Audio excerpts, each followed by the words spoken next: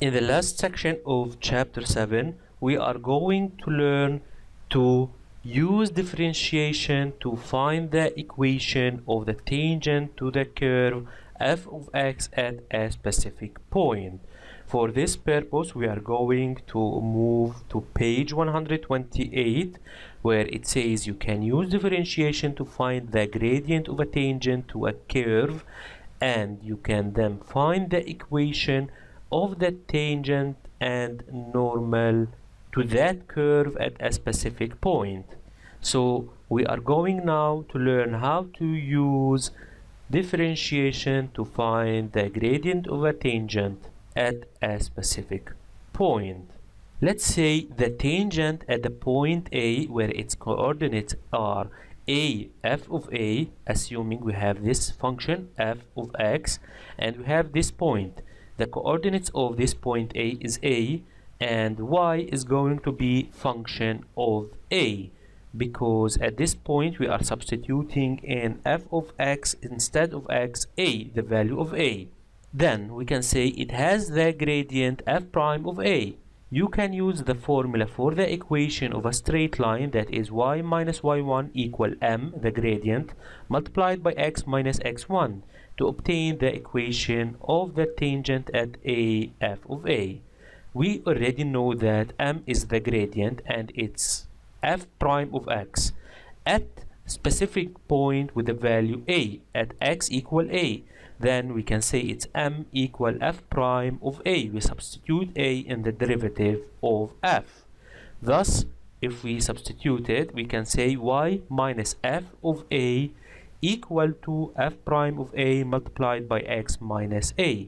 And here we are substituting the coordinates of a. Then the equation of the tangent to a curve at a point a f of a is y minus f of a equal to f prime of a multiplied by x minus a. We can keep this formula in mind, so we use it in order to find the equation for the tangent at a specific point. But there are many other methods to handle this formula. For better understanding, we are going to example 13, page 129, where we are asked to find the equation of the tangent to the curve y equal x cubed minus 3x squared plus 2x minus 1 at the point 3, 5. Then we have the equation y, that is f of x, and a specific point with the coordinates x1, y1. The formula, or the general formula that we have, is as follow, but we are going to keep it aside just now, right now, and try to solve this example with the concept or the general equation for the straight line. We already know the equation for the tangent is y minus y1 equal to m multiplied by x minus x1. We have y1 and we have x1 given. Then the remaining is m, the gradient. But the gradient here is f prime of x at the point 3, 5. Then we have at a specific point. So we are asked to find m, that is f prime at the point 3, at the value for the value of x equal to 3. So let's find first f prime of x.